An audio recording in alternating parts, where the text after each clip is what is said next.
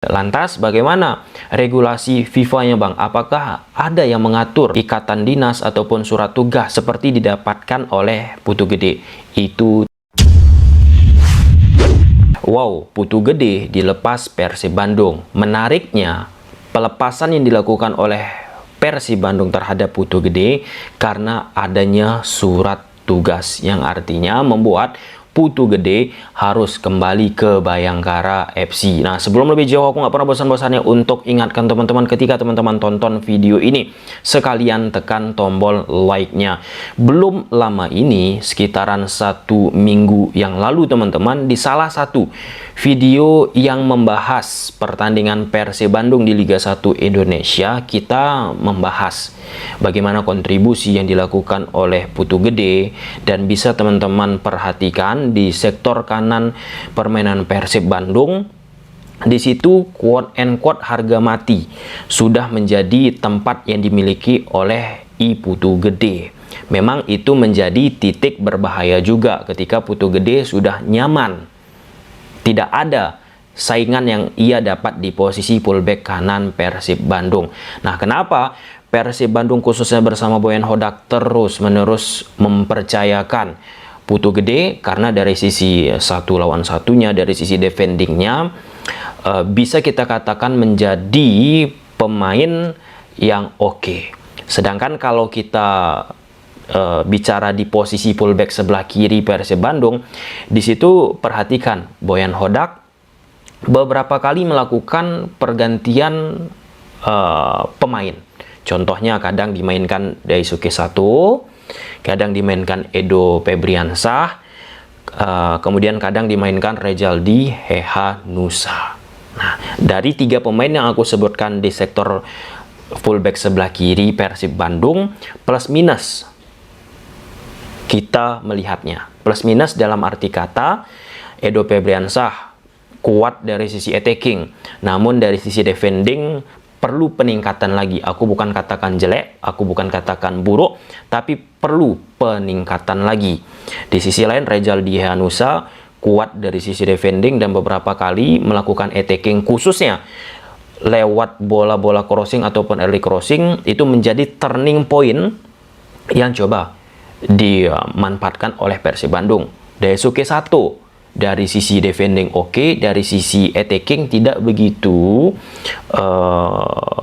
eksplosif juga. Namun ada beberapa kali tindakan yang ia lakukan pada saat bergerak ke depan memberikan efek terhadap sisi attacking yang dimiliki oleh Persib Bandung.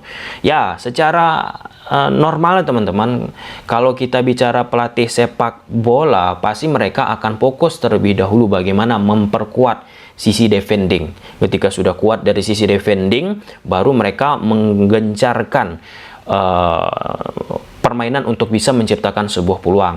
Salah satunya contoh yang aku dapat informasi langsung dari Coach Sintayong, pelatih Timnas Indonesia, yang kebetulan aku sempat melakukan diskusi panjang dengan Bang JJ, translator yang dimiliki oleh Coach Sintayong. Nah, salah satu prinsip yang dimiliki oleh Coach Sintayong di Timnas Indonesia yang disampaikan oleh Bang Cici, kuatkan dulu dari sisi defending. Nah, lantas atas dasar itu teman-teman nggak kaget Edo Febriansah sering diganti ataupun posisinya belum reguler di fullback sebelah kiri karena masih ada kelobongan-kelobongan yang dimiliki oleh Edo Febriansah. Nah, Putu Gede, ya, ini salah satu yang sangat disayangkan teman-teman ketika Persib Bandung nggak bisa menggunakan jasanya lagi. Lantas, apa yang disampaikan oleh Persib Bandung ketika melepaskan Putu Gede? Yuk kita baca langsung dari website resmi Persib Bandung. Hatur nuhun Putu Gede. Kebersamaan Putu Gede Juni antara bersama Persib hanya berlangsung setengah musim. Menurut informasi yang aku baca, di awal musim kabarnya Persib mengkontrak Putu Gede selama 2 musim ya. Tapi ini hanya berjalan setengah musim.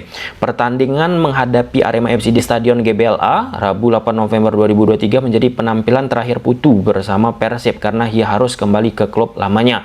Bayangkara FC. Deputi CEO PT Persib, Pak Teddy Cahyono menjelaskan Bayangkara menarik surat tugasnya dan menugaskan Putu Gede untuk kembali bermain di Bayangkara FC di putaran kedua karena sangat membutuhkan di sisa pertandingan putaran kedua kompetisi Liga 1 musim 2023-2024. Jadi di sini garis bawahi surat tugas yang didapat ataupun yang diterima oleh manajemen Persib Bandung. Selain itu, sebagai anggota kepolisian, Putu juga harus mengikuti dan mentaati panggilan yang bersifat kedinasan dan aturan penugasan dari instansinya. Setelah mengkomunikasikan dengan pelatih kepala dan pemain bersangkutan, Persib akhirnya menyepakati proses tersebut dengan Bayangkara FC, kata Pak Teddy. Hingga pekan ke-19 kompetisi Liga 1 musim 2023, Putu tampil dalam 14 pertandingan. Ia hanya absen membela Persib saat menjalani hukuman kartu merah dan hukuman kartu merah dan dari komite disiplin PSSI. Maksudnya ini kok dan komite disiplin PSSI ini dari ini typo nih mungkin.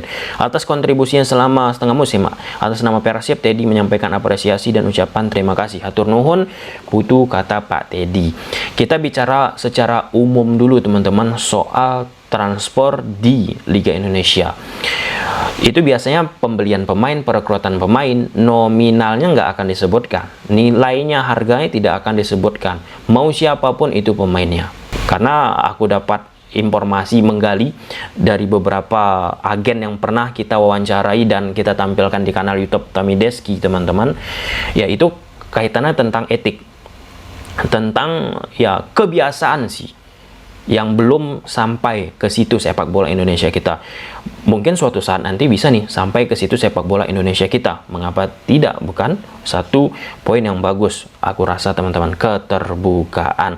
Kemudian poin kedua, ketika kita bicara kontrak yang ditandatangani teman-teman, biasanya ada itu disclaimer, ada itu poin-poin tertentu yang akhirnya membuat pemain dan klub sepakat jika terjadi suatu saat poin yang sudah dibuat di atas kertas, maka klub pun ataupun pemain legowo untuk menjalankan sesuai nilai kontrak ataupun sesuai yang sudah dicatat di kontrak tersebut. Aku bukan merasa sok tahu, bisa aja case yang didapat oleh Putu Gede ini sudah dituangkan di kontrak bersama Persib Bandung. Karena apa? Jika tidak ada klausul-klausul tertentu yang sudah disepakati antara Putu Gede dan Persib Bandung di awal, tentu ini merugikan bagi Persib Bandung. Dan kenapa Persib Bandung legowo?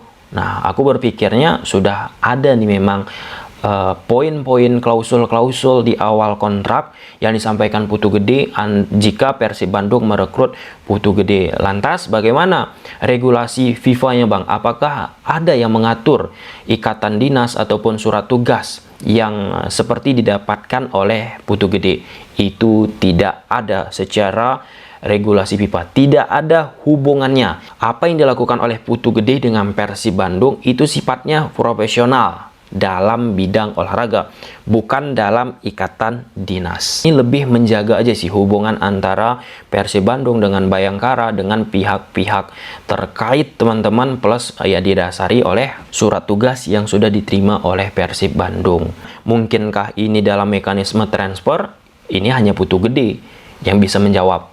Apakah suatu saat nanti Putu Gede bisa kembali ke Persib Bandung menjadi prioritas bagi Putu Gede? Bisa aja teman-teman, karena kan ini Bayangkara posisinya agak sulit juga di Liga 1 Indonesia. Aku pun berpikir jika Bayangkara posisinya sustainable, stabil di Liga 1 Indonesia, mungkin surat tugas ini tidak tertuju nih ke posisi Putu Gede. Aku mengerti ini posisi sulit, bukan dalam pihak menyalahkan sana sini. Kita bicara dari sisi bagaimana sih situasi kontrak yang ada di sepak bola Indonesia, dan itu harus kita ketahui. Oke, kita lihat ke depannya apa langkah dari Persib Bandung setelah Putu Gede. Tidak ada, tentu ini menjadi salah satu poin kerugian yang harus ditambal dengan pemain yang berkualitas. Kita lihat siapa yang akan mengganti posisi fullback kanan Persib Bandung. Oke, mungkin sampai sini aja dulu teman-teman videonya. Semoga teman-teman suka. Bye. Di case tersebut, bola yang dikuasai oleh Ciro Alves asiknya terkena ke posisi dari wasit Sance Lawita. Bukannya Persib tetap mendapatkan keuntungan Bang dari drop ball tersebut? Karena Persib lah terakhir kali yang mendapatkan ataupun menguasai bola. Nah, ini ada penjelasannya lagi teman-teman. Berdasarkan Law of the Game pasal 8 tentang the start and restart of play, wasit akan memberikan drop ball kepada kiper jika bola mengenai wasit di dalam area penalti tim kiper itu. Sekali lagi, wasit akan memberikan drop ball kepada kiper jika bola mengenai wasit di dalam area penalti tim kiper itu. Dengan kata lain, tidak peduli tim manapun yang terakhir menyentuh bola sebelum mengenai wasit di dalam area penalti, kiper tim bertahan akan mendapatkan bola tersebut. Di pertandingan ataupun di case tersebut, akhirnya kiper Arema Julian mendapatkan drop ball. Untuk case tersebut, pada saat Ciro sedang menguasai bola dan memberikan passing, kemudian kena ke posisi wasit Sanjaya Lawita, teman-teman, keputusan wasit sudah benar. Ya, jelas ya teman-teman, untuk dua momen itu.